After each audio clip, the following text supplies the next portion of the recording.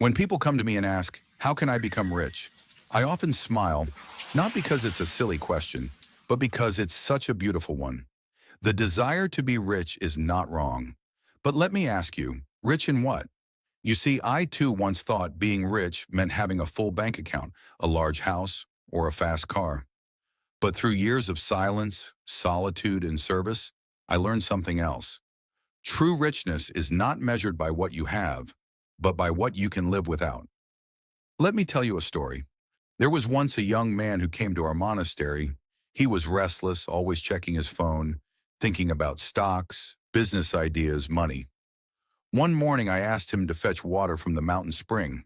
It was a long walk. When he returned sweating and tired, I asked, "How do you feel?"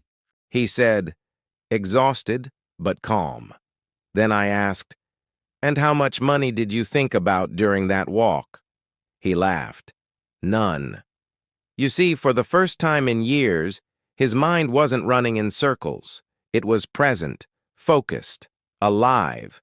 This is the beginning of wealth. If you want to become rich in a few years, here are 3 truths I've learned. Not from Wall Street, but from walking barefoot in the forest of the mind. Second, simplify your life. Complexity is a silent thief. It drains your energy, your focus, your clarity.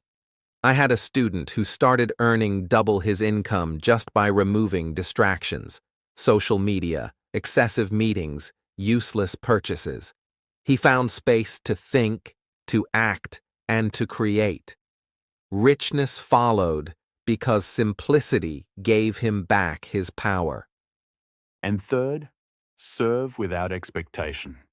This is the one people often overlook.